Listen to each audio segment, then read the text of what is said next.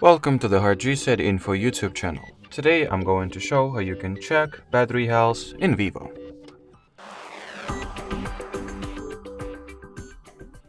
So first and foremost, you will need to download and install the free app called Ampere. So, launch the Play Store, find this Ampere application and download it.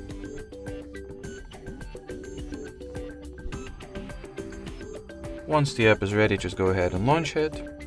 Let it measure everything that it needs to.